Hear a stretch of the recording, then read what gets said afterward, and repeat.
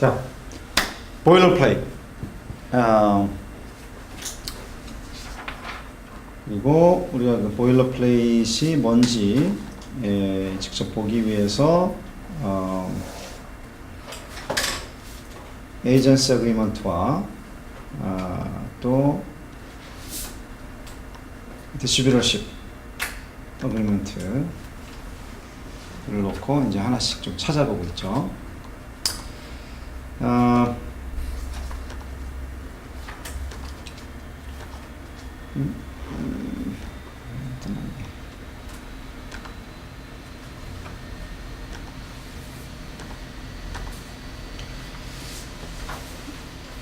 So we talked about general mutual indemnity. We said it's usually dispensable because general mutual indemnity applies. General mutual indemnity is basically a promise to pay compensation to the other when you do something wrong, like breaching a contract. Now, that duty arises even without any provision, without any provision stating that parties have those duties. And also limitation of liability it comes in a business contract to contain the possible negative effects of that contract. So that you are not responsible for consequential damages, special damages, things like that are stated in the limitation of liability provision. Entire agreement allows people to rely on what's in front of them. Because of the entire agreement, people can just go sleep at night peacefully without trying to memorize all the verbal communications or verbal commitments they've made before signing the contract. Because what entire agreement provision does is it establishes superiority, right? It establishes the strength of the written contract so that it cannot be rebutted, it cannot be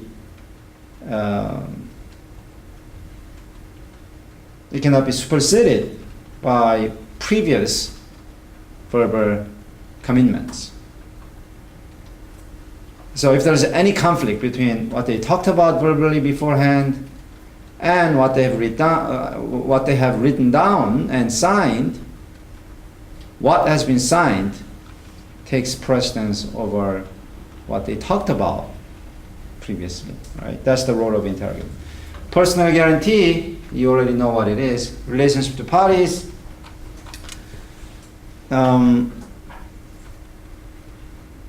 This serves the two purposes. One is to make sure that the parties can part their ways easily without being locked into an employment relationship. And also it prevents one party from representing the other as if one party is an agent of the other. That's usually the role of the independent contractor. I'm signing a contract with you, but I'm not giving you any power to represent me. That's the goal of the relationship to parties or independent contractor provision. Now, what we're going to talk about for the first time today is language provision. So again, this is a real story. Of course, I tell you only real story. So you go to China, or your client goes to China and wants to enter into a contract. Of course, you want to do it in Korean, because if it's in Chinese, you cannot understand all the accuracy, the precise meaning of the contract. Chinese is a very imprecise language. It's like interpreting poetry. Even what the government announces is full of ambiguities, a spectrum of possible interpretations. So you hate Chinese, the language, not the people. But of course, they don't want to do it in Korean. I mean, they have 100 billion people speaking Chinese. There is only 50 million speaking Korean in the whole world. Why would they ever want to use a language that such a small number of people speak? I mean, if you learn Korean, you get to only 50 million more people. If you get to learn Chinese, at least written Chinese, you get to talk to 100 million people. So there are a lot more people who are versed in Chinese. No reason for them to agree to put into writing, put the contract into Korean. What would you do? Will you just agree to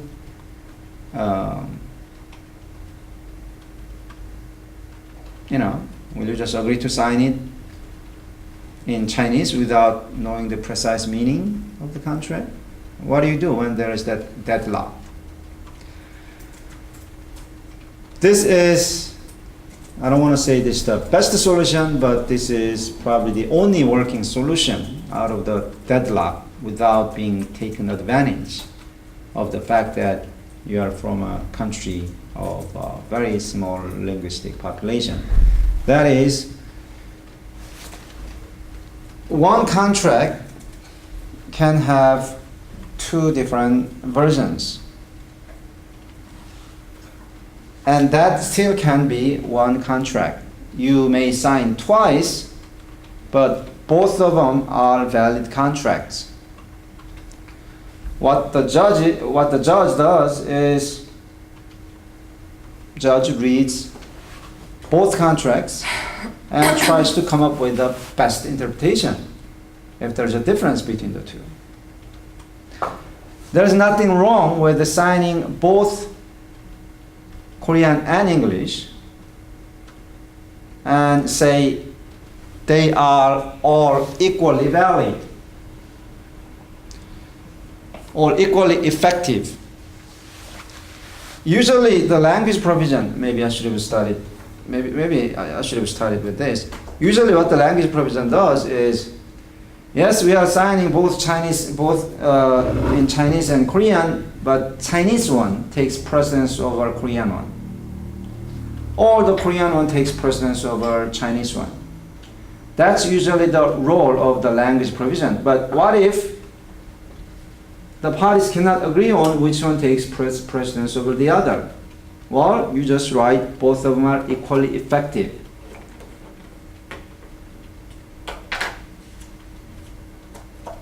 If there is a conflict between the two, the judge will come up with the best interpretation. What if, because of your poor understanding of Chinese, there is there is a conflict between the two versions? Or what is the likelihood of that contract actually going to court, coming into dispute? Out of so many contracts you sign, how many of them do you think will end up in court? Very small number. So what I tell my clients is a contract is like an insurance. It will protect you when there is a dispute, but that dispute doesn't happen very often. No reason to waste time, waste energy, waste good friendship with the other partner over which language takes precedence over the other. Just say, hey, let's just call it fair. Both of them are effective. Yes, I don't know. Yes, I may not know exactly what you mean by the Chinese version. You may not know exactly what you mean by Korean version. But, we talked about what we talked about. And if there's a dispute, the judge will do the best job trying to come up with a consistent interpretation between the two contracts. Assignment provision. Okay. Usually assignment provision is there to say no assignment, right? You don't put in an assignment clause to make the contract freely assignable. You put that clause into the contract to make it non-assignable, to maintain the stability of the parties, stability of the relationship between the parties. So it's usually a no assignment clause. Now we talked about this. If there is no assignment clause, can a contract be assigned to a third party without the other parties without the other party agreeing to it?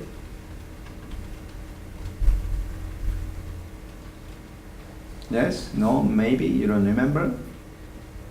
Or you never heard?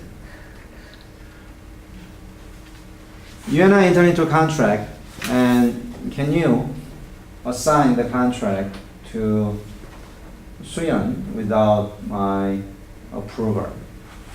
For instance, I borrowed money from you,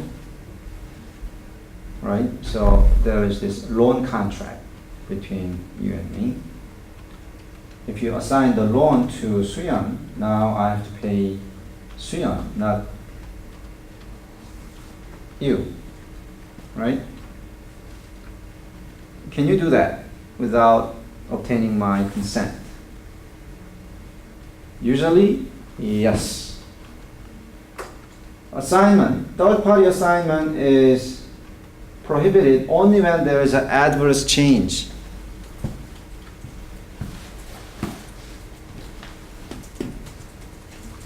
Now, let's say you and I entered into an employment contract. You work for me as a research assistant. I hired you because I like your ability to do good research. Can you assign that contract to another person? No. Why not? Because it causes adverse change to me. Because whoever was assigned the employment contract probably will not provide as good services as you do. Right? Question? The second time I'm going through this exercise. Okay. Yes. 한국 계약 같은 경우에는 네.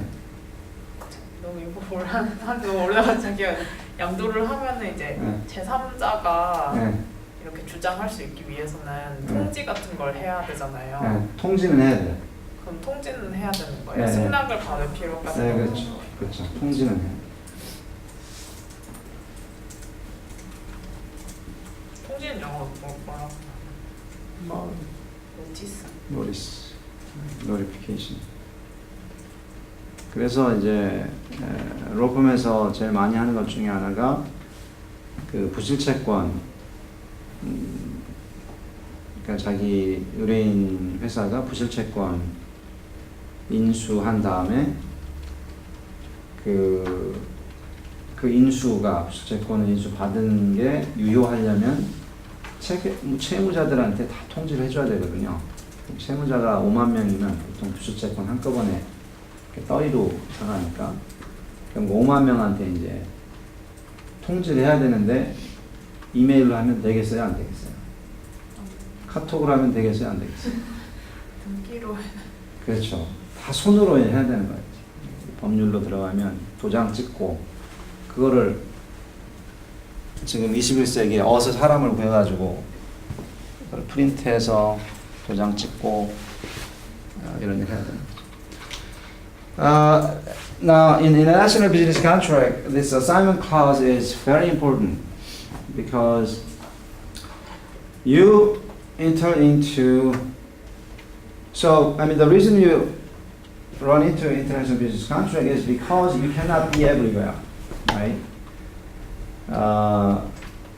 Yes, you can travel, but you know, the business you can do remotely is much more restricted than the business being done locally. Because you cannot be local everywhere, because you cannot be local globally, you appoint people in different places as distributors, right, or agents, or licensees, or OEM manufacturers.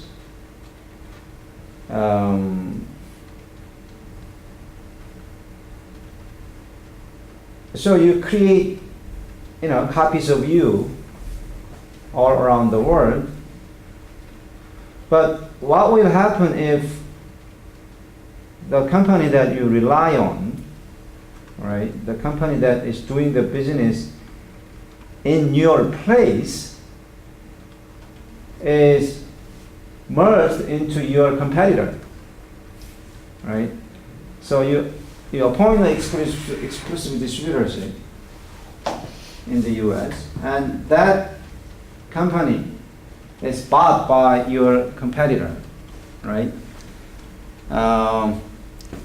What would you do? So this is where the assignment clause can prevent that kind of relationship disaster. Amendment clause. Amendment clause usually talks about how contract can be amended, and usually it says this contract can be amended only in writing. So let's find those provisions. You go to boilerplate. Okay, so here, or since we are looking at it, why don't you look at this. This is assignment provision. You cannot see it, so I'll. No.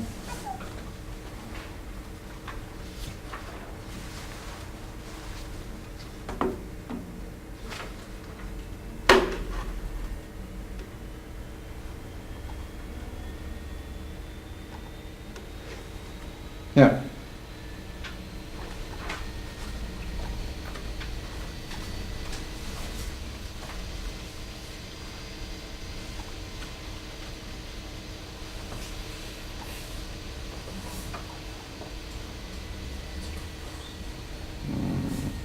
조금만 키웠으면 좋겠는데. 조금만 더. Okay. Alright, neither party may assign or delegate this agreement or any of its licenses, rights, or duties under this agreement directly or indirectly by operation of law or otherwise without the prior written consent of the other party, except in the sale or other transfer of substantially all such parties' assets or equity, whether by transfer or sale or substantially all the assets of the division responsible for the agreement or stock by merger or other reorganization, provided that the assignee has agreed in writing to be bound by all the terms and conditions of this agreement, and further provided that the distributor may not assign this agreement or any of its licenses, rights, or duties hereunder to any entity which, in the reasonable judgment of a supplier, is a direct competitor of supplier. You see that? Okay, I'm looking at distributorship with the license. Okay, you can open it, right? Is it a notebook or it's a tablet piece. tablet PC? Okay, so you can open it too. All right, that's good. So assignment works like this, and amendment. Where is the amendment provision?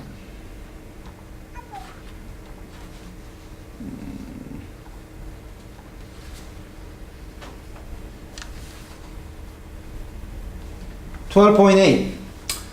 No modification, amendment, or waiver of any provision of this agreement shall be effective unless in writing and signed by the party to be charged. party to be charged. 이거 무슨 말인 것 같아? charged. 충전된. charged. 영어가 맥락에 따라서 너무 뜻이 달라지니까 참 어렵죠.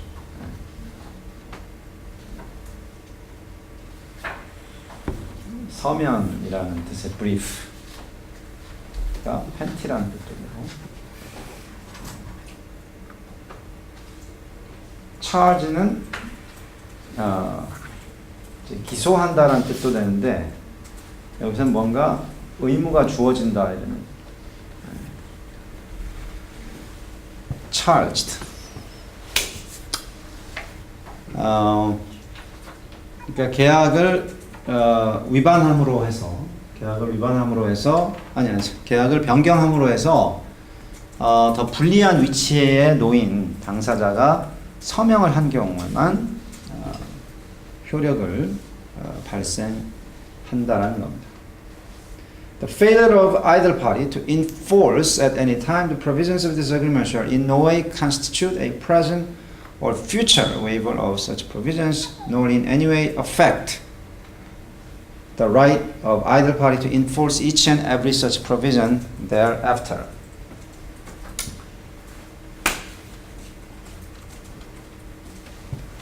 네. 자, 그 밑에 independent contract도 있네요. 기왕에 떠 있으니까 보죠. The relationship of supplier distributor established by this agreement is that of independent contractors. Nothing contained in this agreement shall be construed to constitute parties as partners, joint ventures, legal representatives, employees, franchises, agents, co-owners, otherwise as participants in a joint or common undertaking. partners, joint ventures, legal representatives, employees, franchises, agents, co-owners의 공통점은 뭐냐면은 상대를 대표할 수 있다는 거예요. 네. 그 상대 모르게 그 상대 권리를 훼손하거나 양도하거나 위험한 거죠. Okay. Attorney's fee. All right. Now, I told you that some foolish clients come to you and want to demand a huge liquidated damages clause, which will fall into, which will be avoided by the judge who finds the amount too excessive, right? And I told you what conditions have to be met for a liquidated damages clause to be effective. Now, I think attorney's fee provision is the most effective way of making sure that the other party performs the contract. What does attorney's fee provision do? Makes the loser pay for the attorney's fee. Of course, Korean law already makes the loser, I'm talking about, when I say loser, I'm not talking about, a person, I'm not talking about an unattractive person, I'm talking about the person who loses the breach of contract lawsuit at the end.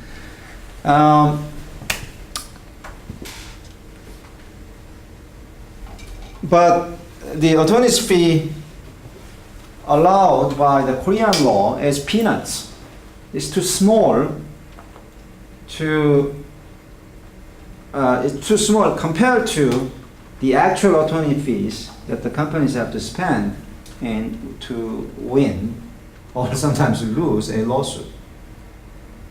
This provision entitles the prevailing party to get the actual amounts that the prevailing party has spent on the attorneys. The practical effect of this provision is that you will not want to breach a contract and be sued, because a lot of times the parties become lazy and decadent and does not perform on the contract. Is because they think they can hold out, right? They breach the contract and they think they can buy time, make the life hellish for the other party, and make the other party give up. What the attorney's fee provision does is the longer the breaching party holds out, the more money that they have to pay at the end. It puts very strong incentive for the parties to settle 합의한다는 얘기입니다. Settle as early as possible, or just avoid any problem at all. Just perform the contract. Just be a little more diligent and just perform the contract. So if there is a client coming to you with teary eyes about to cry, say, oh, this my life depends on this contract, want to really make sure that the other party performs upon it, recommendation is attorney's fee provision. That's why I said this is probably the strongest contract keeper. Okay? Now, governing law. Okay, another real story, right? So in the international business contract, you talk about all the niceties of contract law, but sorry. And CEO of your client company goes overseas and sit down for negotiation with a foreign company, and they are again in a deadlock, not on language, but on which governing law to decide which law should govern the contract.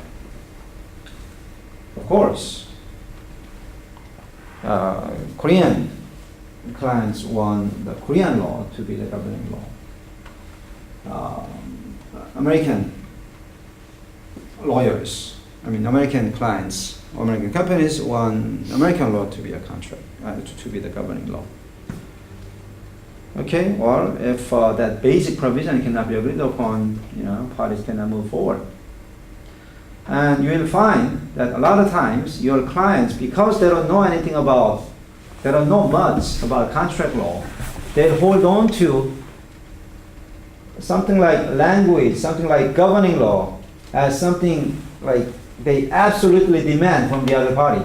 Like they'll give away they'll make concessions, deep concessions on all other aspects, like lower the minimum purchase quantities and broaden the territory, but the parties will never budge, never make concessions on what governing law, what law should govern the contract, because they don't know any better. This is another foolish negotiation tactic. Now, if an American company enters into a contract with a Korean company, there's a very good reason why they have to use American law as the governing. Now, by the way, governing law is not something that you can say, oh, it's governed by American law and Korean law and both equally effective. That never works, okay? So you have to decide on one law. Now, the American company, you have to look at it from the American company's perspective. How many American lawyers are there compared to how many Korean lawyers are there, right? If the contract goes into dispute, they'll have to find a Korean lawyer. Who do you think charges a higher average fee between Korean lawyers and American lawyers? Average. Korean lawyers, of course, because the number of Korean lawyers is much smaller compared to American lawyers. It's like, you are about to, you are about to engage in chatting, online chatting, and there are like 10 times more people using WhatsApp as opposed to KakaoTalk. You cannot demand the other side to use KakaoTalk, right? So that you should just make a concession, just let them have it. If the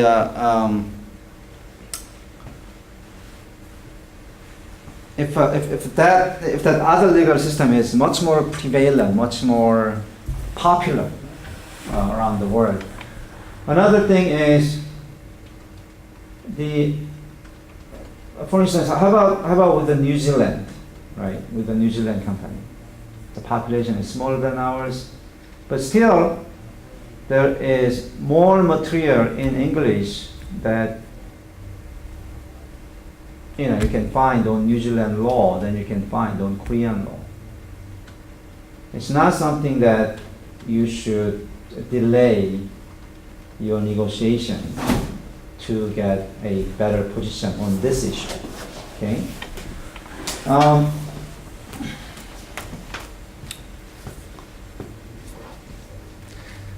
Now the good news is that even if you agree to American law or foreign law as governing law, it's not that bad because contract law is similar. Well, okay, the good news is because there are so many American lawyers, Korean companies can easily hire them in Korea, right? So for both parties, it's just cheaper, right, to use American law as a governing law. That's why I'm teaching that's why you should thank me for teaching you American contract law, because many of the provisions, many of the contracts that you have your client sign will be governed by American law. And having that extra knowledge or not will make or break when you recruit your clients. And also contract law is similar all over the world. I mean, no contract law, as far as I know, applies differently to foreigners as opposed to non-foreigners, as opposed to nationals.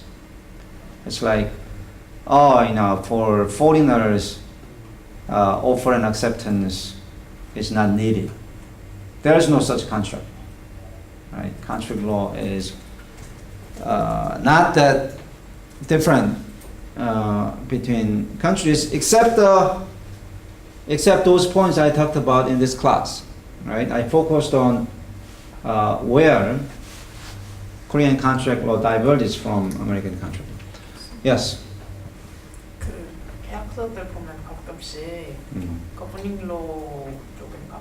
그건 잘 모르겠는데 뭐 UCC인가 뭐 이렇게 뭐 그 무슨 국제 기구 같은 데서 발행한 무슨 뭐 거기에 따른다 약간 그런 식으로 돼 있는 게 있던데. 보통 따른다고 안 돼 있고 그거 안 따른다고 돼 있는 계약서들이 많아요. 네. 그러니까 International Sale of Convention on International Sale of Goods, UN Convention on International Sale of Goods라는 게 있는데 국제법을 공부하는 사람들이 공부한 변호사들이 별로 없어요. 그게 뭔지 아는 변호사들이 없어. 근데 그게 거버닝으로 만들어버리면 그 몇 명 안 되는 그거 이해하는 변호사들 찾아다녀야 돼요. 양쪽 다 고생을 하는 거야. 그러니까 일부러 그 법은 적용 안 된다 라고 명확하게 해놓는 조항들이, 계약서들이 많아요.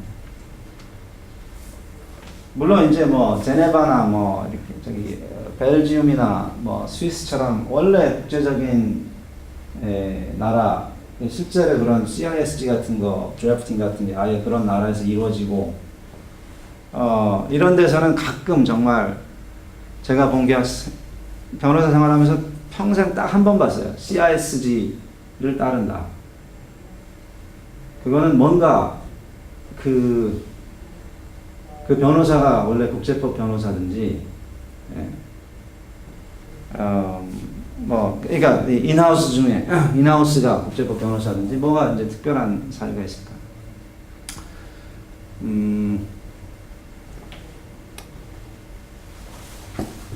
그리고 그런데 중요한 거는 그 어느 나라의 법을 따르느냐 이게 중요한 게 아니라 계약에서 각 당사자의 역할에 따라서 어느 법이냐에 따라서 유불리가 있을 수가 있어요. 그러면 예를 들어서 라이센스 계약인데 내가 라이센서다. 그러니까 내가 권리자다. 그러면은 그 상대방한테 이 권리를 사용하라고 이제 허락을 해주잖아요.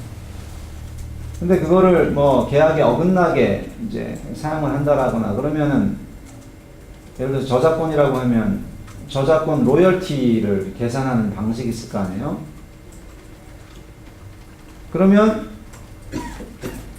그런 지적재산권 피해액을 더 많이 쳐주는 그런 법 시스템이 있고 그렇지 않은 법 시스템이 있다는 거죠. 그러면 똑같은 계약이라도 예를 들어서 내가 라이센스 써면 지적재산권을 더 중하게 생각해주는 나라 법에 동의를 해줄 것 같아요. 예를 들어서 지적재산권에 내가 라이센스다. 그럼 미국 법을 따를 것 같아요. 미국 법 하자고 할 것 같아요. 왜냐하면 중거법을 그렇게 해놓으면 그게 그냥 분쟁이 일어나면 한국에서 재판을 하더라도 미국 중거법에 따라서 계산을 해요. 그래서 한국 판사들이 미국에서는 저작권 침해, 손해배상을 어떻게 계산하는지 변호사들을 보고 준비해서 변론하라고 해서 합니다. 그러면 액수가 훨씬 더 커지겠죠.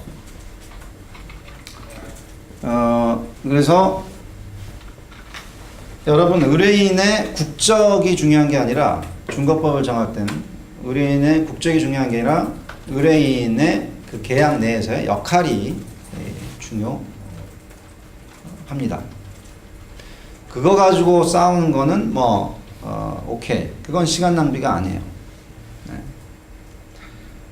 영업비밀. 매우 중요한 어떤 영업비밀을 상대방한테 주고 그거 가지고 뭔가 사업을 할 수 있도록 해준다. 그런 경우 영업비밀에 대한 피해를 얼마나 잘 인정해 주는지 이런 거 따져봐야지.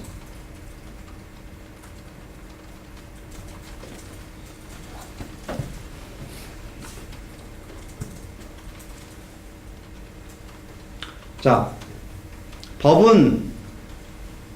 대학법은 그렇게 나라마다 이렇게 다르지 않다 라고 얘기했고, 혹시 다르더라도 외국인이라고 계약법이 다르게 적용되고 이런 경우는 거의 없다. 그래서 그 중거법은 양보를 해줘도 되지만 포럼, 그러니까 분쟁 해결지를 어디로 할 것이냐, 이거는 매우 중요한 이슈예요. 왜냐하면 비용이 크게 차이가 나죠. 분쟁 해결지를, 그러니까 분쟁 해결을 홈 경기로 하느냐 어웨이 경기로 하느냐. 여러분들 야구 보시나요? 홈 경기 어웨이 경기가 무슨 뜻인지 알죠? 네. 당연히 어웨이 경기라면 모르는 사람들 만나서 변호사를 채용해야 되면 당연히 더 비쌉니다. 비싸고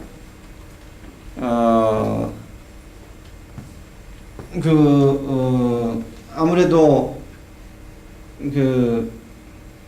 아무리 현지 변호사를 고용을 해도 판사가 보기에 외국 회사면 잘해줘야 되겠다는 생각이, 공정하게 해줘야 되는 생각이 아무래도 덜 하겠죠. 그건 뭐 정치적으로 그렇게 될 수밖에 없습니다. 아무래도 자국 기업에게 공정하게 해야 된다라는, 어느 쪽이 편향돼야 되겠다고는 생각 안 하겠지만 공정하게 해야 되겠다는 생각을 하되 누구에게 공정하게 하려고 하는지에 대한 생각이 다를 겁니다. 그래서 첫 소송에서 것만 생각하면 당연히 home jurisdiction is better. Home forum is better. But let's say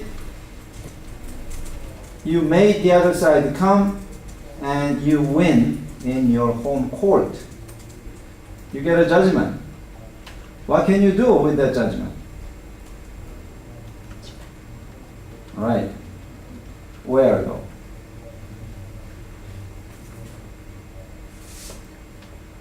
집행 가능한데. Where? In the foreign company's home country? You would think so. There is an international convention on enforcement of foreign judgments, which almost no major country has joined. Name any country. Whatever country that comes to your mind right now, I can tell you, has not joined. Unless you are thinking of small countries like Belize or Antigua Barbuda or Burkina Faso, right?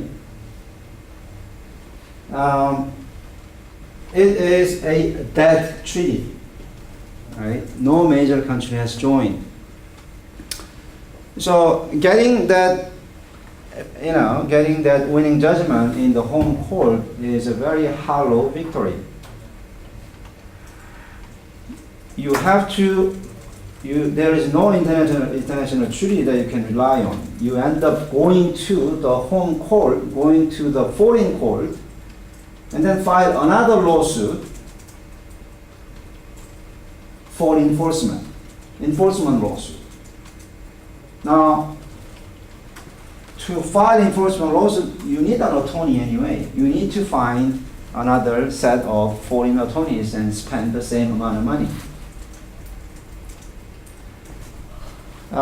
Yes, the countries, usually the country's civil procedure law, 그러니까 민사소송법이죠. 각 나라 민사소송법에서 그 외국 그러니까 국제 협약이 없어도 외국 판결을 어떻게 인정해 줄지를 그 나라 입법부가 다 정해 놓습니다. 판사하고 싶은 대로 하는 게 아니라 입법부에서 보통 다 정해 놓죠. 민사소송법을 통해서.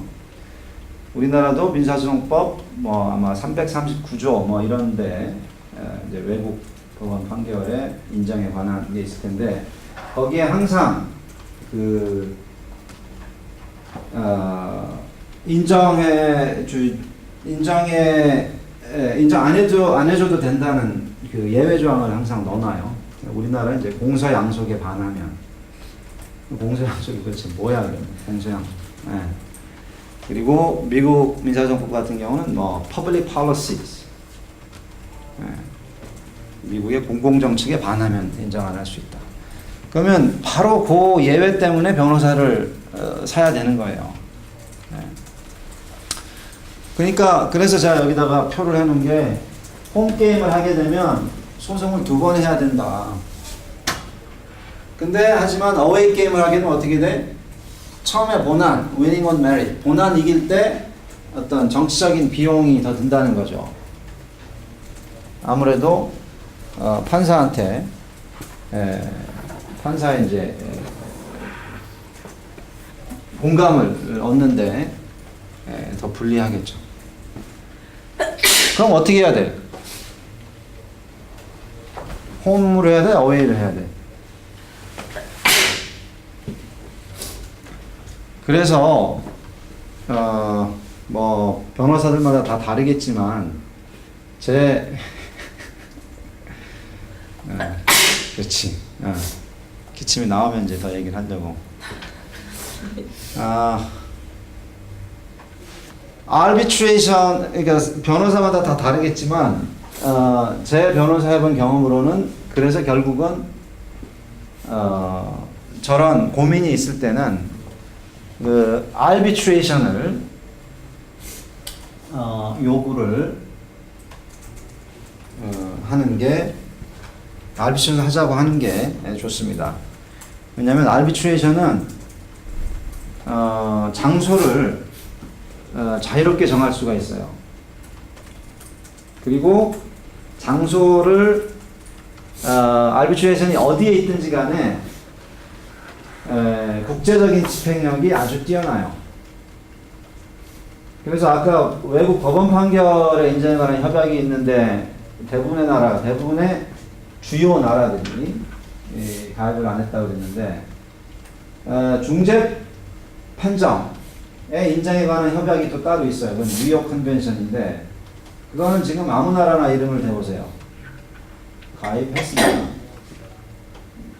메이저인 나라들은 거의 다 가입을 했습니다. 그래서 그리고 그래서 그렇기 때문에 다툴 필요가 없는 거예요. 홈에서 할래, 어웨이에서 할래 다툴 필요가 없이 중간 지역에서 알비트레이션 한다고 하면 되는 거예요.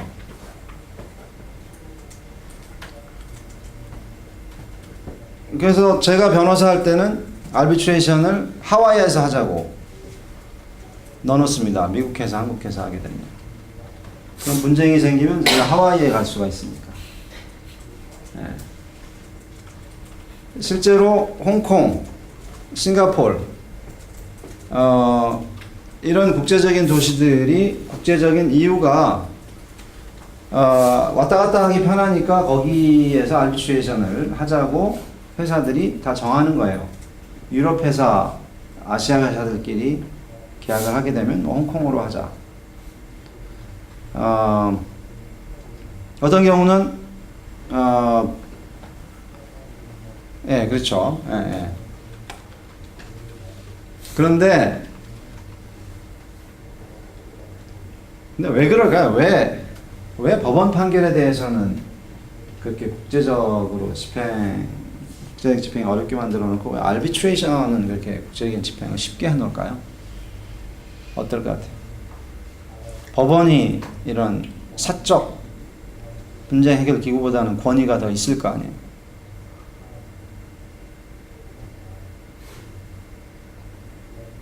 법원이 그 한 나라의 정책에 더 영향을 많이 받게 돼요. 편향돼서? 네. 그 나라 그러면은 성향에 따라. 그러면 뭐 저기 제3국에서 하면 되잖아요. 그게 문제라면 제3국에서 공정하게 한 판결은 뭐 인정해준다. 그렇게 하든지. 왜 중재 판정이 더 국제적인 집행력을 가지냐면 중재 판정은 당사자들이 중재 판정부의 관할에 합의를 하기 때문이에요. 내가 중재 판정에서 지면 세계 어디에서든 가서 그 돈을 내겠다. 판결 액수만큼. 그런 합의를 한 걸로 간주하기 때문에 그래요. 법원은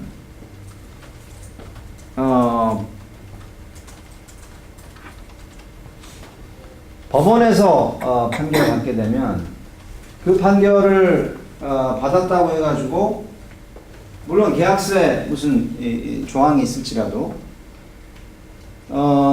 계약서에 뭐 어떤 법원에 따른다라고 할지라도 그 다른 법원도 그 계약의 해석을 항상 할 수 있는 거거든.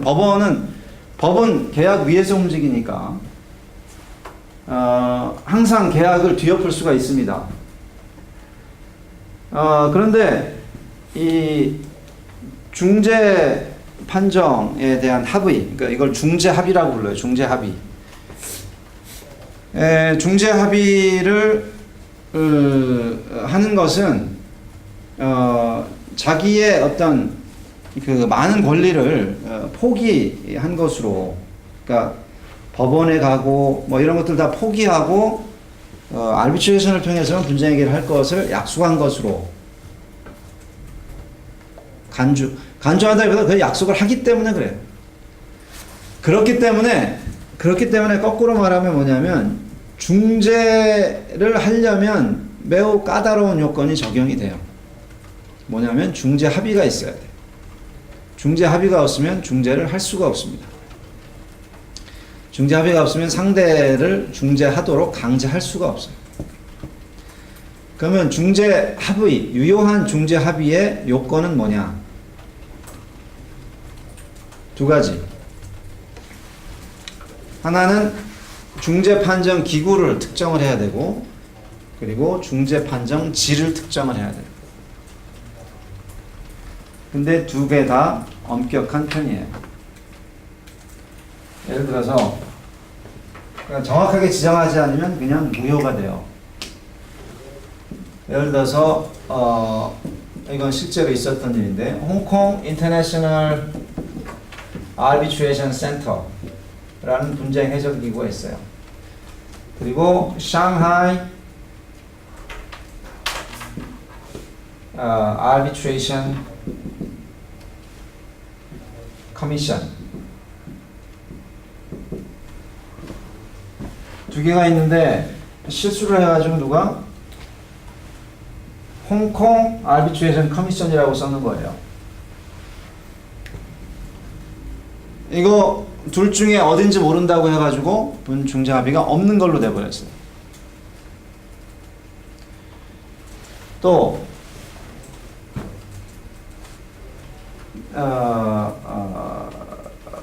국제상사중재 International Chamber of Commerce,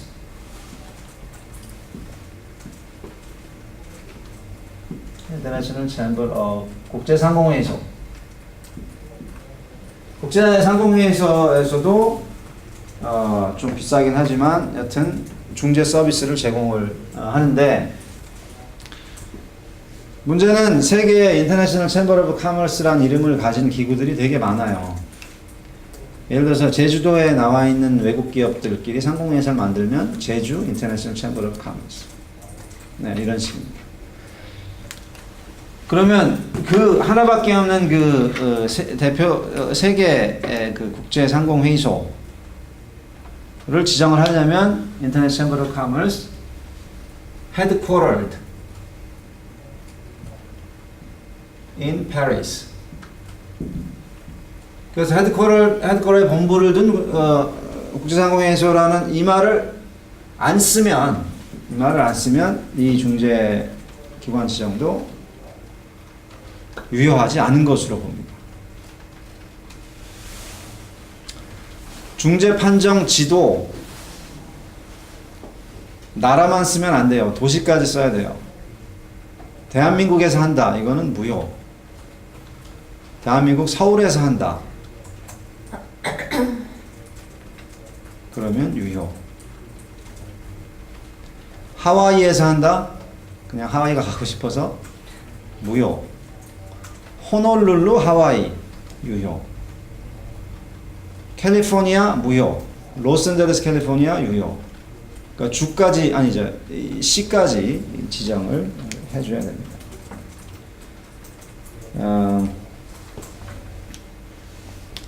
그래서 이런 알비트레이션을 하게 되면 우선 홈 게임 할 거냐 어웨이 게임 할 거냐라는 그 고민에서 자유롭고, 또 하나는 말씀드린 것처럼 제3국에서 할 수 있다는 거. 법원은 반드시 자국 아니면 상대국으로 해야 되거든요. 둘 중에 하나밖에 없거든요. 괜히 뭐 법원을 뭐 하와이 법원을 한다 이러면 어떻게 될지 알아요? 어떻게 되는지 알아요? 그 국제사법이 있잖아요. 국제사법. 국제사법은 다 나라마다 국제사법이 있어요. 그러면 미국의 국제사법 또는 미국의 그 하와이 주의 국제사법에 따르면 하와이 법원은 예를 들어서 예를 들어서 한국 기업하고 일본 기업하고 계약을 맺었어. 그 계약에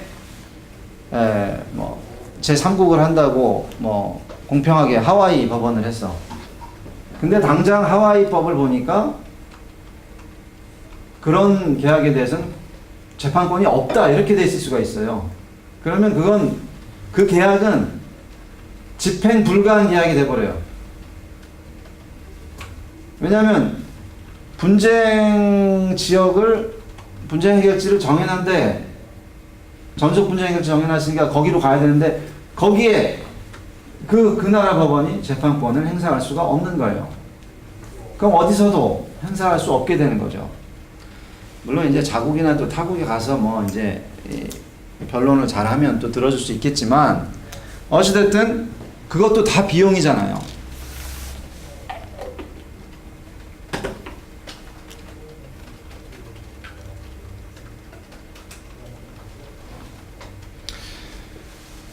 근데 중재는 제3국 어디에서 해도 괜찮습니다. 그리고 또 하나는 항소를 할 수 없기 때문에 비용이 더 싸게 먹혀요.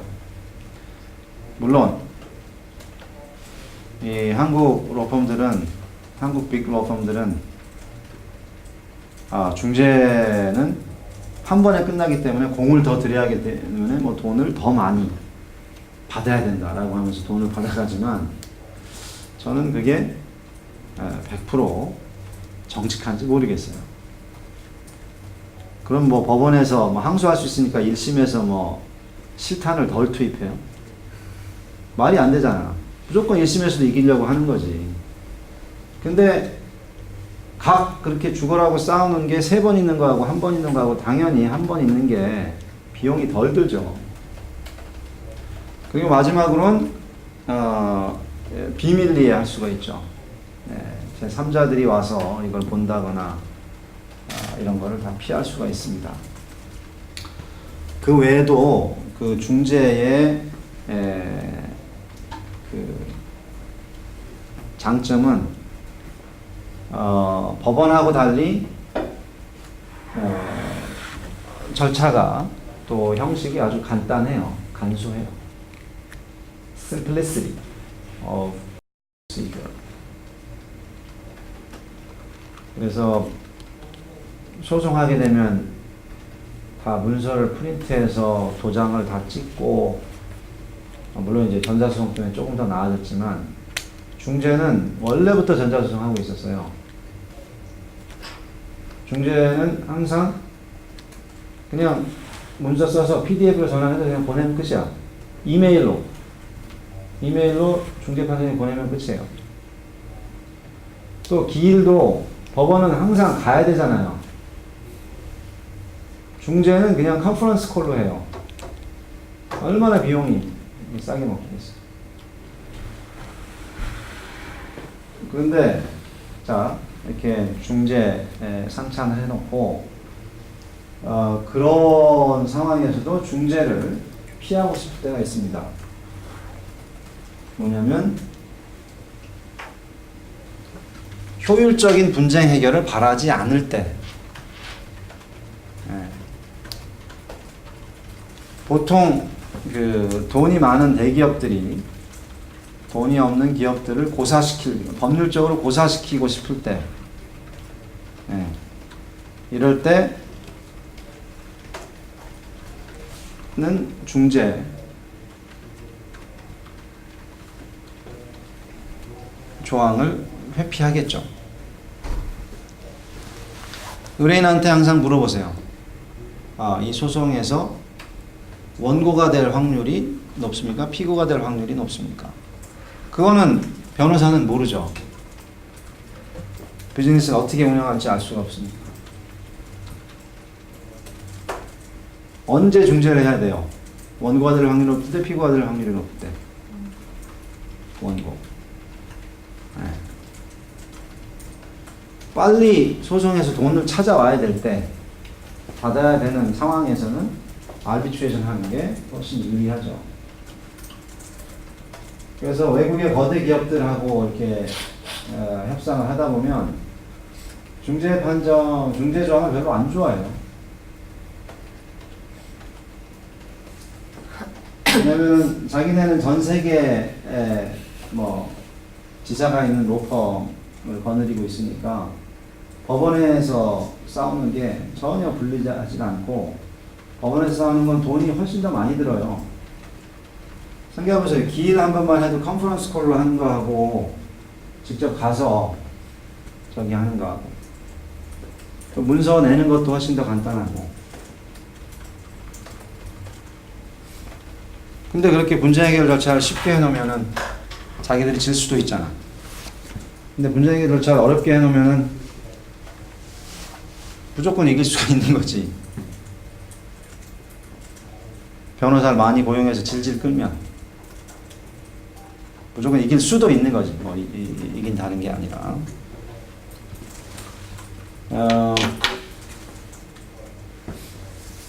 오케이. 예. 그 분쟁으로만 해결한다? 그런 클로스가 있는 것도 있던데. 분쟁이 아니라 이제 협상으로만 해결한다. arbitration 중재로만 해결한다. 분쟁이. 그럼 보통 중재조항은 다 그렇게 돼 있어요. 중재조항은 중재로도 해결할 수 있다 이렇게 해놓은 데는 없어요. 그런 합의는 그것도 무효. 예, 전속적인 중재 합의. 예. 뭐 그런 조항이 있을 수 있지. 당사자가 합의하면 중재로 해결할 수 있다. 근데 계약서에 당사자가 합의하면이라고 쓰는 건 아무 쓸데없는 얘기예요. 그 조항은 있으나만 한 조항이에요. 그죠? 합의를 안 해버릴 수 있는 거고, 그리고 안 써놔도 나중에 그냥 합의하면 되잖아, 서면으로. 필요하면. 절대로 나중에 중재 합의가 이루어지는 경우는 거의 없다고 봐요. 왜냐면 분쟁이 발생하면 유불리가 이미 나오거든요. 그러면 분쟁 해결 빨리 하고 싶은 쪽과 분쟁 해결 빨리 안 하고 싶은 쪽이 보통 나뉘어요. 물론 동등하게 유리한 유불리가 없는 그런 분쟁도 발생할 수 있지. 여기서 와인 2잔을 마셨는데 다른 병에서 났는데 한 병에서 나온 와인 맛과 다른 병에서 나온 와인 맛이 똑같이 마실 수 있는 것과 같이, 예.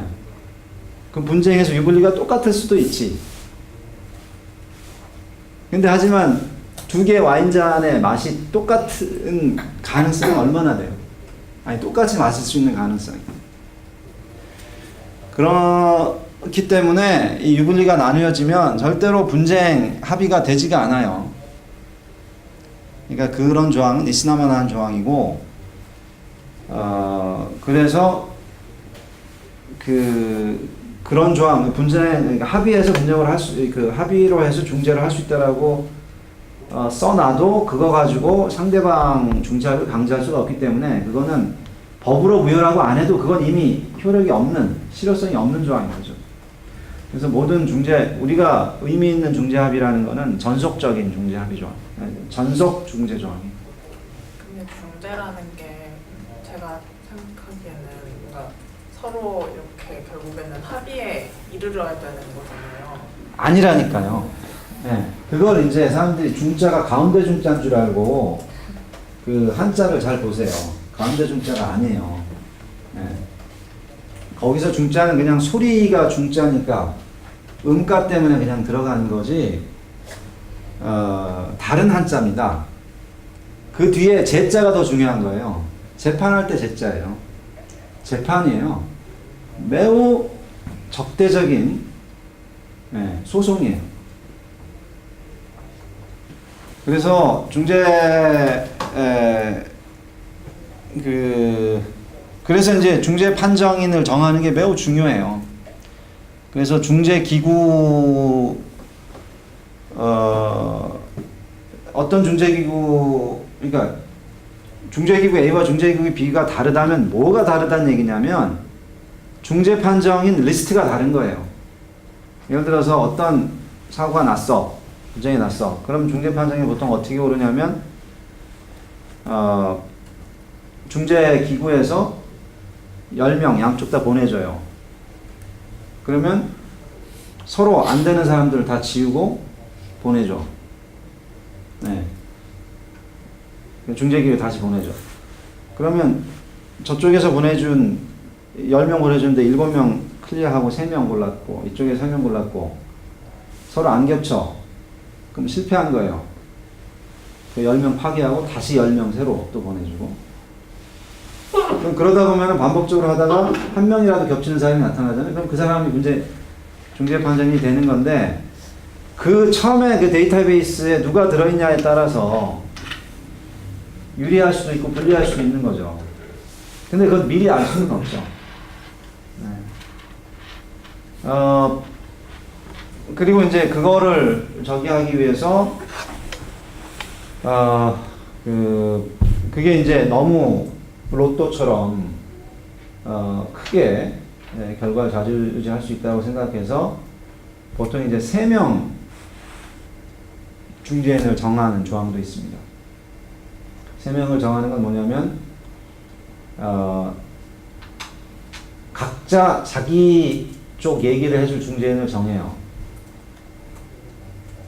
근데 그것도 자기가 정하는 게 아니라 중재기구에서 준 리스트에서. 네. 그러면은 그 두 사람이 그 중재인이 3번째 중재인을 정해요. 당사자가 정하는 게 아니고. 그러면 그 3사람이 하나의 중재판정부를 이뤄서 결정을 내려요. 그런데 저는 3명 분쟁 판정부를 3인 중재 판정부를 절대로 권하지 않습니다. 그 중재 이게 사설 재판소잖아요. 수익자 부담 원칙이기 때문에 중재인들 비용을 다 당사자들이 내야 돼요. 그러면 한 사람이 중재 판정인이면 그 한 사람만 한 사람이 중재 판정이면 서면 받고 그 사람이 판단하면 되잖아요. 3명의 중재 판정인이면 셋이 또 서로 얘기를 해야 돼. 셋이 얘기하는 것도 다 당사자들이 내야 돼요. 물론 이기면은 다 보통 이기면은 다 진 쪽에서 다 부담을 하지만 질 수도 있는 거잖아요.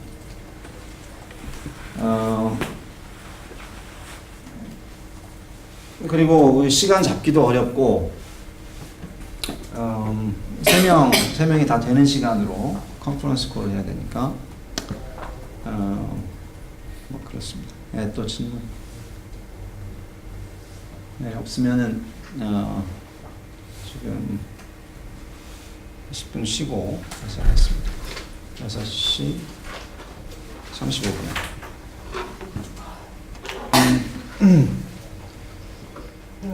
자, 그러면은 조항들을 한번 봅시다.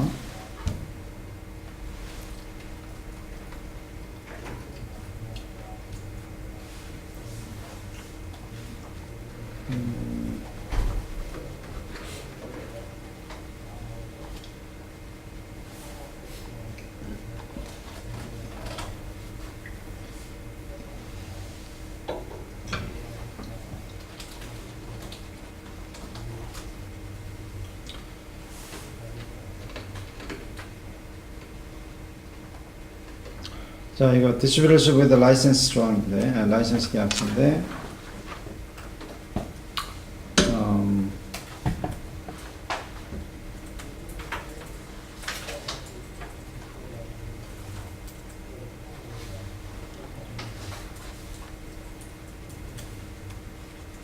12.12부터 한번 볼까요?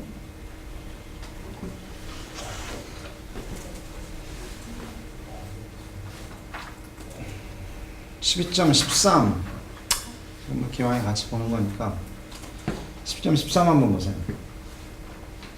applicable laws.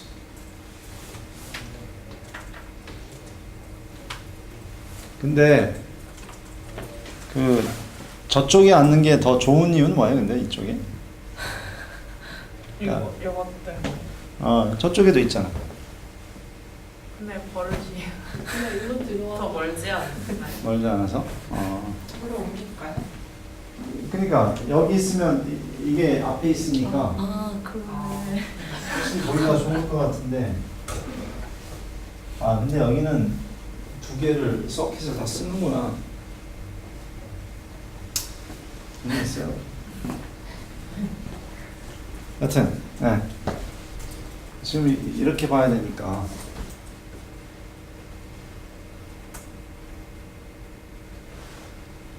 자, 12.13 하면 이 보일러플레이트, 이게 다 보일러플레이트, 12조가 지금 다 보일러플레이트인데, 보일러플레이트 한번 다 볼까요? 뭐뭐 있는지. 그러니까 내가 얘기한 보일러플레이트는 사실 한두 개밖에, 이 중에 중요한 일부인 거고. 자, 12, miscellaneous, controlling law, 이게 이제 governing 거죠. This agreement shall be governed by and interpreted in accordance with the laws of the state of California, United States of America, without reference to conflict of laws principles, and excluding, 이게 이제 아까 수연이가 물어봤던 건데, excluding the 1980 UN Convention on Contract for International Sale of Goods, 이건 이제 CISG라고 하는 거예요. From this agreement and any transaction between them that may be implemented in connection with this agreement. 여기 보면 excluding, 적용 배제한다는 얘기죠. Without reference to conflict of laws principles. 이건 뭔가 conflict of laws. conflict of laws는 바로 어떤 법이 적용될지 충돌이 있을 때 법의 충돌을 해결하는 원칙. 이게 conflict of laws principle. 근데 이게 우리나라는 어떤 법이에요? 어떤 상황에 여러 나라 법이 적용돼. 그 중에 어떤 법을 선택해야 된다. 이건 어느 법에 나와 있죠? 국제사법에 나와 있죠. 네. 국제사법을 영미계에서는 conflict of laws principle이라고 불러요.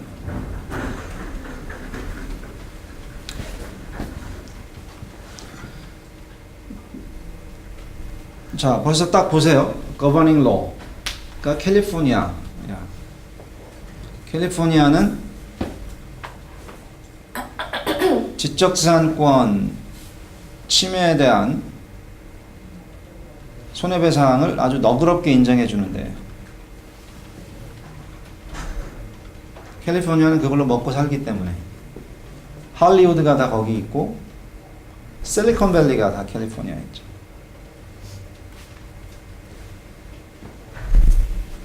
그러면 이 조항은 누구에게 유리할까? 제일 위에 계약서 보세요. 한국 서플라이어와 미국으로 보여요. 미국 디스트리뷰터 사이의 조항이에요. 제일 위에 보면. 그런데 한국 회사가 캘리포니아법, 준거법에 적용받을 걸 합의해 준 거예요.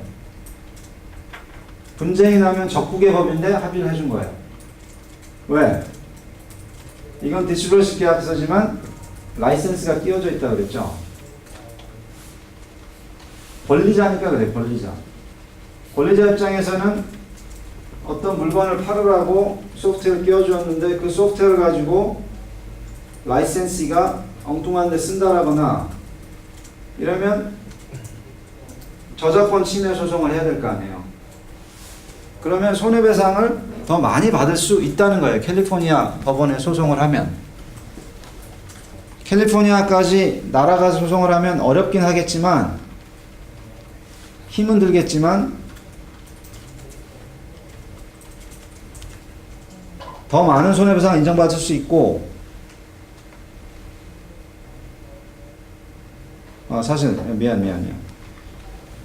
캘리포니아 날아가서 해야 된다는 얘기는 아니죠 지금. 그냥 캘리포니아 적용한다는 얘기죠. 네. 자, 분쟁 해결지는 어디로 되어 있는지 보죠. 12.2에 보면 있어요. Disputes. Any claim, controversy, dispute concerning any issues arising out of relating to disagreement shall be submitted in writing. Blah blah blah. To the legal departments of each party who shall attempt in good faith to resolve the dispute. In the event the legal departments are unable to resolve the dispute within 30 business days, the dispute shall be escalated in writing to the executive management of the parties' respective companies, who shall attempt in good faith to resolve the dispute. In the event there is no resolution after this process, the dispute that cannot be settled amicably by agreement of the parties hereto. 그러니까 이제 밑에 단계에서 협상해보고 안 되면은 임원급에서 협상해보고 그래도 안 되면은 그래도 안 돼서 결국에 이제 합의에 이르지 못하면 어떻게 해야 돼? Shall be finally settled by binding arbitration in the United States of America in accordance with the arbitration rules of the American Arbitration Association. Then in effect by one or more arbitrators appointed in accordance with the said rules, provided however arbitration proceedings may not be instituted until the party alleging breach of this agreement by the other party has given the other party not less than 6 days to remedy the alleged breach and the other party has failed to do so. 자,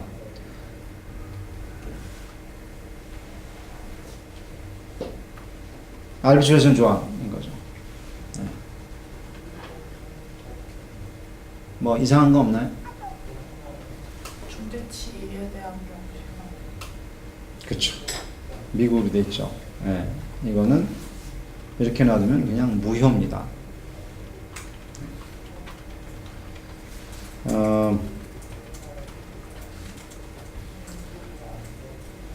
혹시 그 AAA, 그 American Arbitration Association, A가 세 개니까 AAA라고 하는데, AAA의 룰에 뭐 미국인 경우에는 이런 식으로 정한다, 이런 조항이 없는 한 무효예요.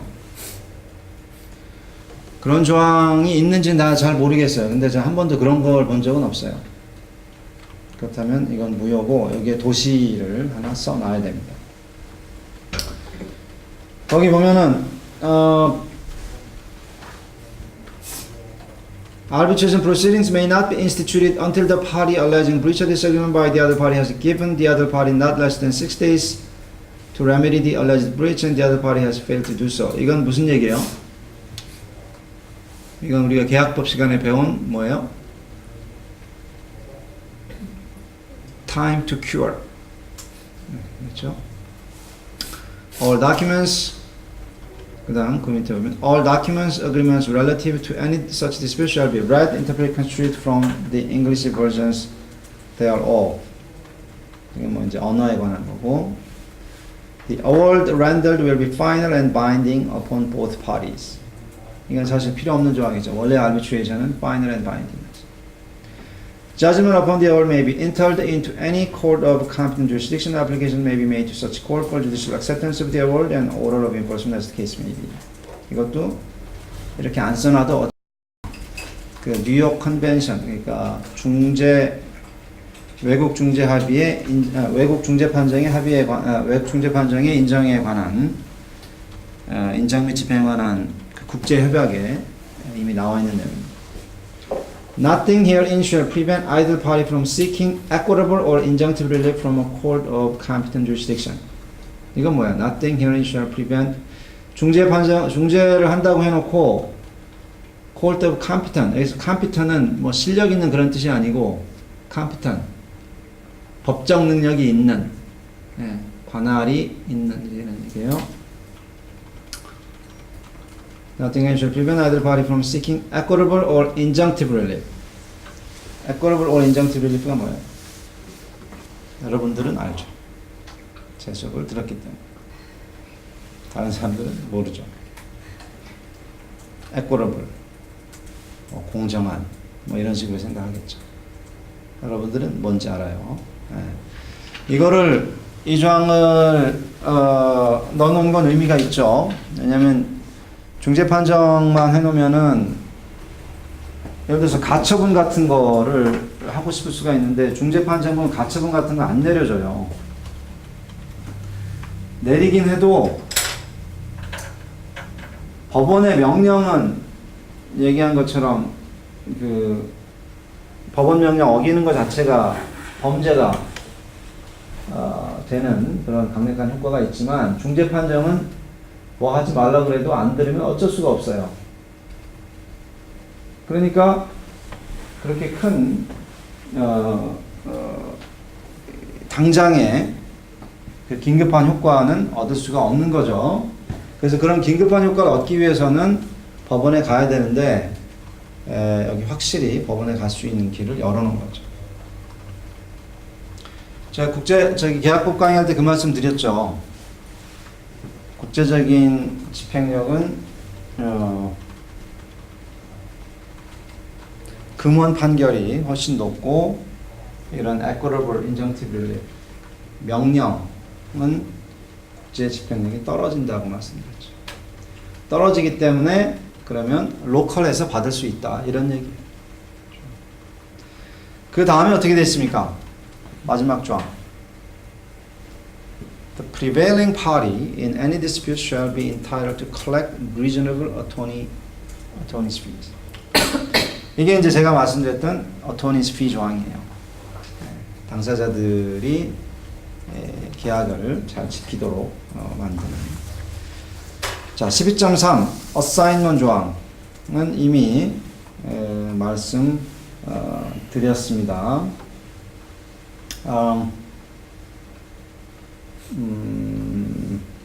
assignment 조항도 다시 한번 잘 살펴보세요. 자, neither party may assign, delegate, disagreement, enable license rights under this agreement, directly or indirectly by operation of law or otherwise, without the prior written consent of the other party, except in the case of sale or other 이렇게 되죠. 멀절 뭐 이렇게 되죠. 그러니까 자산양도 그게 보면 이제 sale of, transfer of substantially all assets, substantially all assets가 바로 이제 자산양도에 의한 그 기업 합병을 얘기하는 거거든요. 기업 결합이지, 기업 결합. 자산양도에 의한 기업 결합.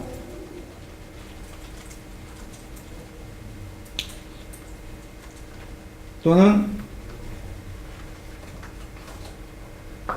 substantially all assets하고 뒤에 보면 stock도 나와요. stock. assets or equity라고 그러죠. equity. 지분이죠, 지분. 이건 주식양도를 통한 기업결합. 그러니까 주식양도나 자산양도를 통한 기업결합을 제외하고 계약상의 권리를 양도하는 것은 금지된다. 그럼 얘기는 뭐냐면 합병하는 건 합병을 통해서 권리가 넘어가는 건 괜찮은가? 근데 그 뒤에 뭐라고 되냐면 provided that the assignee는 assign을 받은 사람, 양수인이죠, 양수인. 양도인은 뭘 것 같아요? 그렇지. assigner가 양도인이고 양도 받는 사람은 assignee. Assignee has agreed in writing to be bound by all the terms and conditions of this agreement and further provided that the distributor may not assign this agreement or to any entity which individual is a direct competitor or supplier. 그래서 넘기더라도, 그러니까 합병에 의해서 넘기더라도 합병이나 그러니까 기업결합 세 가지 방식이 있죠. 실제 그냥 합병, 그건 법적으로 그냥 그 하나를 잘라서 그냥, 그러니까 한 기업을 그냥 다른 기업을 그냥 합쳐버리는 거예요. 아니면 주식양도, 자산양도, 이게 세 가지 인수합병의 방식인데 그런 기업결합을 통해서 권리가 넘어갈 수도 있죠. 예를 들어서 이게 디스트리뷰터야, 익스클루시브 디스트리뷰터야. 근데 그게 어떤 회사의 뭐 자산 양도나 뭐 주식 양도 합병으로 A라는 회사의 소유가 되거나 A라는 회사랑 합쳐지면 그러면 권리가 exclusive distributorship이 넘어가는 거잖아요. 그죠? 이런 경우에도 이 A라는 이 양도인이 나는 이 계약을 다 따르겠다라는 문서를 제공해야 된다는 거고, 그 뒤엔 또 뭐라고 되어 있냐면 provided the distributor는 절대로 서플라이어의 경쟁사에게 어떤 권리도 넘길 수 없다. 이거는 인수합병 통하더라도, 기업 결합을 통하더라도 넘길 수가 없다. Upon any such attempted prohibited assignment or delegation, this agreement shall automatically terminate.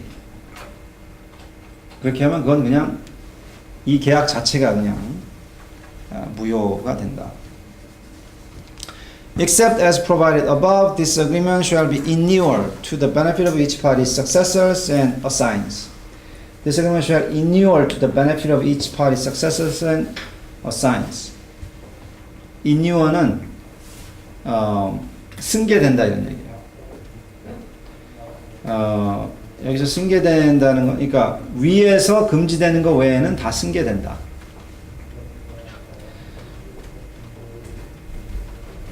그런 경우들이 있을 수가 있어요. 그러니까 이렇게 양도에 의한 것이 아니라 다른 방식으로 그 계약을 승계 받거나 양도 받을 수도 있습니다. 그래서 그런 것이 가능하다는 거고. 12.4 Authority. Each party represents that all corporate action necessary for the authorization, execution, delivery of this agreement by such party, the performance obligation hereunder has been taken. 자, 여기서 execution은 우리말로 뭐라고? 여기서 execution?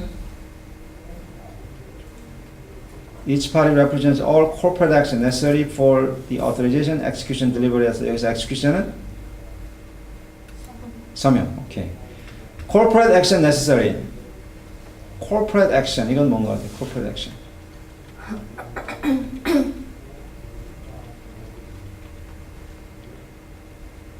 Corporate action은 그 법인의 법인의 법률 행위 이런 거죠. 법인의. 즉 뭐냐면 이사회 결의 또는 뭐 필요하면 주주총회 결의. Notices. All notices, demands, consent required for permitted litigation shall be in writing. Notice shall be considered delivered effective when personally delivered the day following transmission if sent by telex, telegram, or facsimile followed by written confirmation by registered overnight carrier or certified mail. Partial invalidity. If any paragraph, provision, or clause disagreement shall be found or held to be invalid, unenforceable in any jurisdiction in which this agreement is being performed, the remainder was. 이게 이제 이건 뭐 그대로예요. 일부 조항이 무효가 돼도 나머지는 유효하다. Counterparts. This agreement may be executed in one or more counterparts. 이건 무슨 얘기예요? 계약서 두 부를 만들어서 서명해서 하나씩 가진다는 얘기. counterpart가 그런 뜻이에요. Waiver and amendment. No modification, amendment, or waiver of any provision of this agreement shall be effective unless in writing or signed by the party to be charged. 그래서 waiver가 뭡니까? waiver.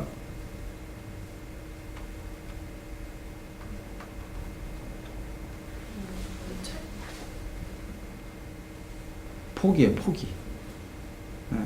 예를 들어서 여기 이 조항은 뭐 내가 혜택을 보지만 그 혜택 포기하겠다. 근데 그 포기도 문서로 이루어져요. 12.9 Independent Contractors. 이건 이미 봤고.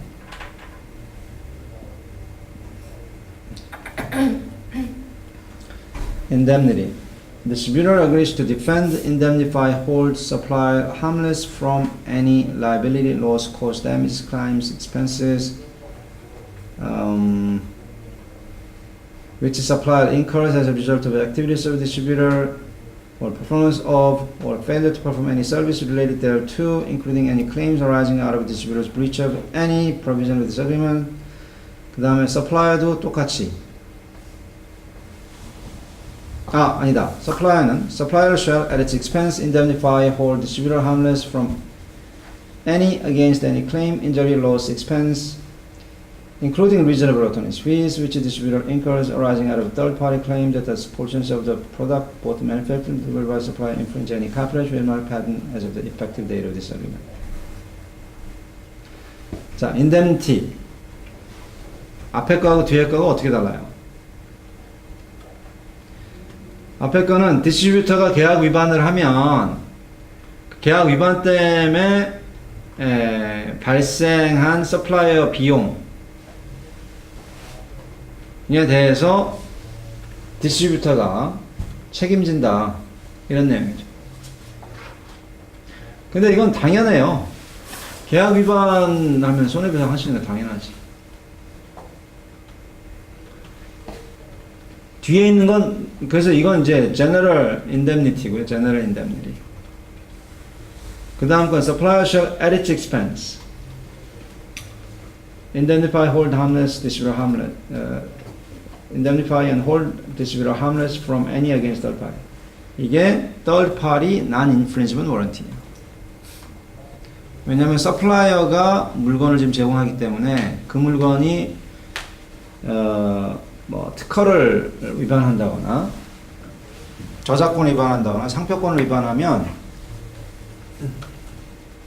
그 책임은 누가 져야 돼? 서플라이가 져야 되고 제3자가 그 디스트리뷰터를 그것 때문에 소송하게 되면 서플라이가 막아줘야 된다. 이제 이런 조항이죠. 자, export control은 이게 이제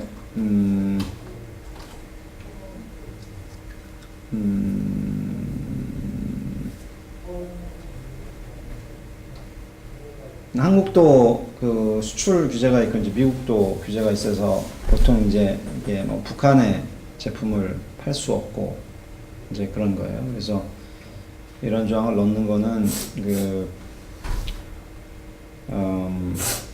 제일 첫 조항 보면은 어떤 소프트웨어와 기술은 그 특정 나라로 수출하지 못하도록 돼 있다라는 것을 이제 디스트리뷰터에게 각인시키려고 한국 서플라이어가 미국 디스트리뷰터에 각인시키려고 이 조항 넣은 거거든요. 그 나라가 보통 이제 북한이에요. 그건 뭐냐면 내가 너희한테 물건을 파는데 북한에 팔면 안 된다. 북한에 팔면 자기가 책임질 수 있다. 그래서 그렇지 않다라는 걸 이제 좀 확인을 해달라는 거고, 그래서 저 밑에 보면 distributor warrants that it will comply with the export administration regulation, other Korean laws and regulations governing exports in effect from time to time. 그래서 이거는 한국 측이 솜씨 있게 미국 쪽으로부터 얻어낸 타협입니다. Government approvers. Distributor represents and warrants that it will obtain all required approvals of the government of any country outside Korea in which it markets or distributes the product in connection with this agreement. Distributor understands they may not market or distribute the product in any jurisdiction which is outside of its territory.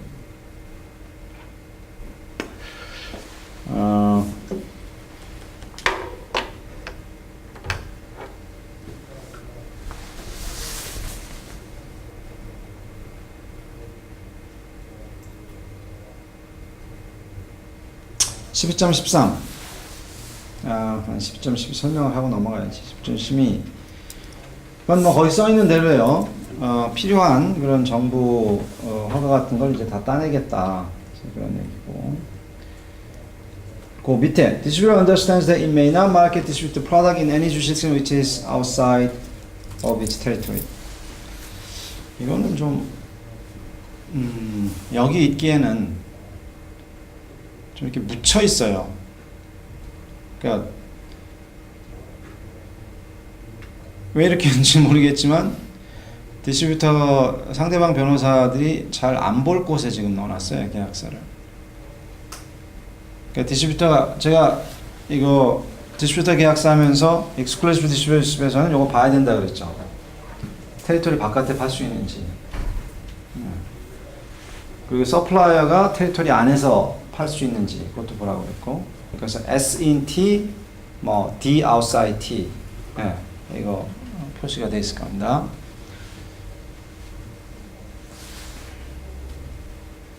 근데 이걸 여기다 넣어놨네. 이게 가려면 어디로 가야 되냐면 여기 좀 저기 하려면 어디쯤 넣으면 좀 보기가 좋을 것 같아요.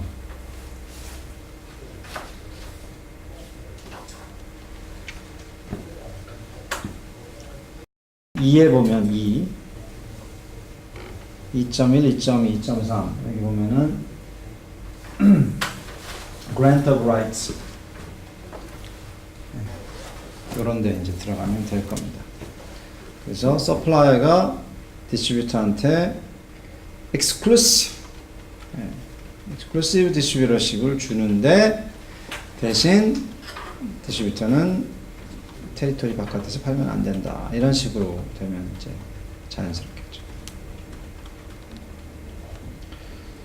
12.13 applicable laws 10.14 governing language 다 본 거. 12.15 force majeure non-performance of either party except the payment of money shall be excused to the extent that performance is rendered impossible by strike, fire, acts of God, government acts or orders, restrictions, failure of suppliers, or any other reason where failure to perform is beyond the reasonable control and is not caused by negligence of the non-performing party. In the event that delay extends delivery of the products beyond 30 days, such corresponding purchase order may be cancelled. 이건 누구한테 유리한 조항이에요? broad해요? narrow해요? force majeure. 자, 우선 acts of God은 뭐예요? acts of God. 존재지간. 오케이. force majeure가 broad해요? narrow해요? broad하죠. 왜냐면 그건 예시일 뿐 모든 그 합리적인 통제권을 벗어난 사안이 force majeure가 될 수 있다. 누구한테 유리해요? 서플라이한테 유리하지. 서플라이는 물건을 막 만들고 이렇게 해야 되는데 디스트리뷰터는 돈만 내면 되거든요. 게다가 거기다 뭐라고 써요? except payment of the money. 돈 내는 거는 force majeure 적용 안 돼. 이건 뭐냐면 디스트리뷰터는 아예 force majeure의 혜택을 볼 수가 없는 거예요. 쭉 보다 보니까 이게 한국 쪽에 유리하게 만든 계약서네요. 10.16 authority. authority가 위에도 있지 않았나?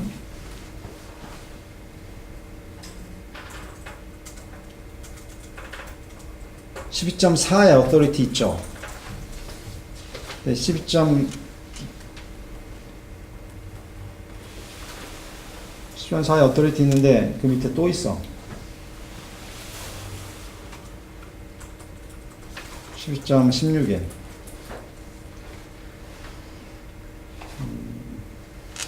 이건 변호사들이 잘못 실수를 한 것 같고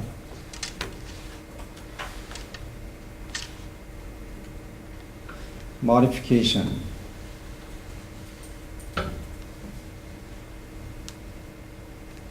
modification도 뭐가 있었는데 위에 12.8에 waiver and amendment 이미 있죠.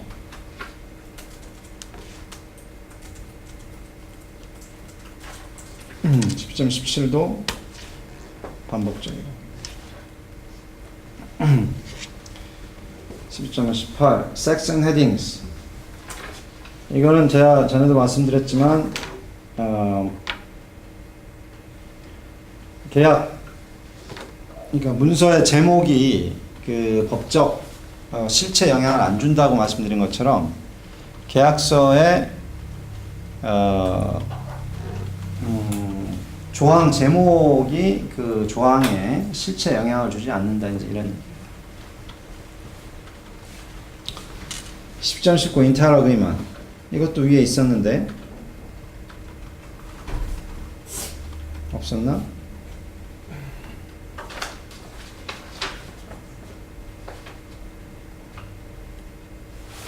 네, 없었네요. 네, Entire Agreement는 지금 처음 나온 거죠.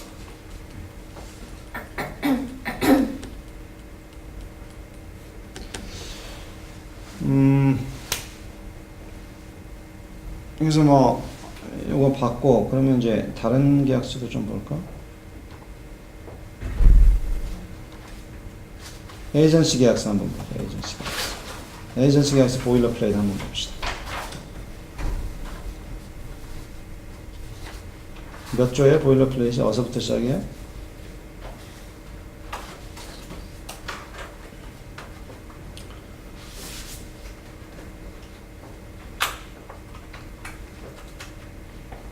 General.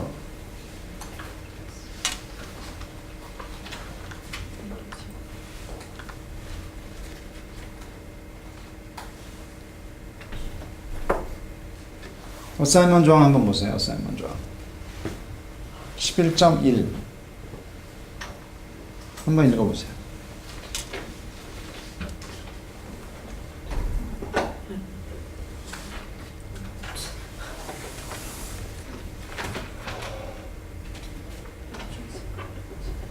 이게 더 엄격한 어사이먼 조항 같아요? 좀 더 느슨한 어사이먼 조항 같아요? 아까 그 계약에 비해서.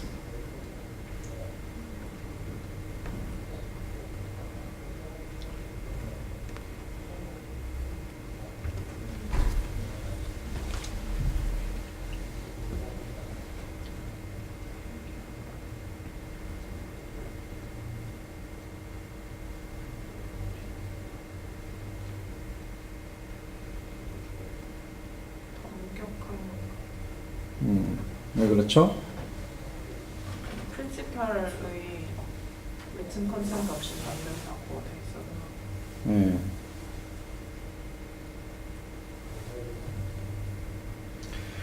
그러니까 프린시펄, 그러니까 에이전트 계약서니까 이제 프린시팔이 에이전트를 통제하려는 조항이었고, 지난번 계약서는 서플라이어가 디스트리뷰터를 통제하려는 거였고, 서플라이어가 디스트리뷰터를 통제하는 지난번 계약은 뭐라고 돼 있었냐면 절대로 어사인하면 안 된다.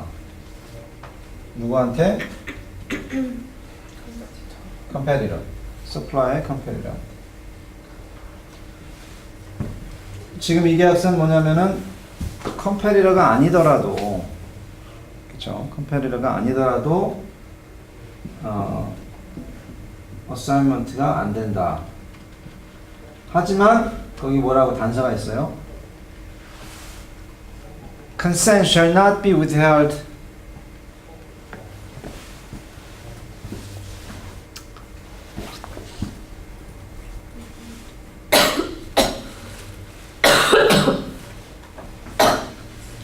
without the prior written consent of principal, which consent may be withheld, granted without conditions in its sole discretion. 그 표현은 기억하세요. sole discretion. 독단적인 재량에 맡겨진다. 이렇게 되는 거죠. 프린시플이 마음대로.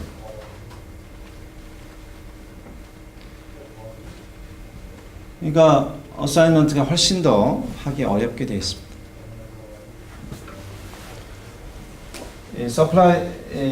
아까 계약서에서는 컴페리터한테 하는 것만 이제 금지가 된다고 그랬고, 난 컴페리터한테 하는 거는 그 양수인이 나 이 세 계약서를 잘 따르겠다라고 하기만 하면 할 수 있도록 돼 있었어요. 물론 기업 결합을 통해서 하는 경우 주식량도 자산량도 법적 합병을 통해서 하는 경우에는 앞으로 계약을 잘 이행하겠다라고 하면은 허용하기로 되어 있었습니다.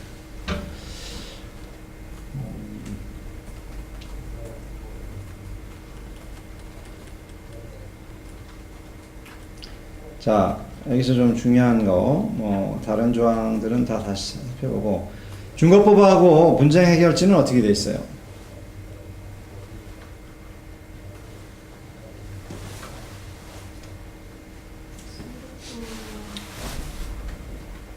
플로리다법에 플로리다 법원에서 이렇게 돼 있습니다.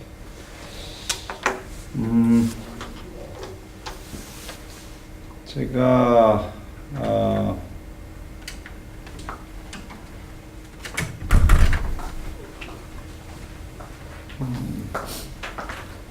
제가 오늘 대법원 선고가 있었는데 그 제 형사재판에 대법원 선고가 있었는데 그 제가 지금 엄청나게 피곤하네요. 그래서 오늘 수업은 우선 여기서 마치도록 합시다. 그래서 이 시간들은 다 나중에 메이크업하도록 할게요. 질문이나 코멘트 있습니까?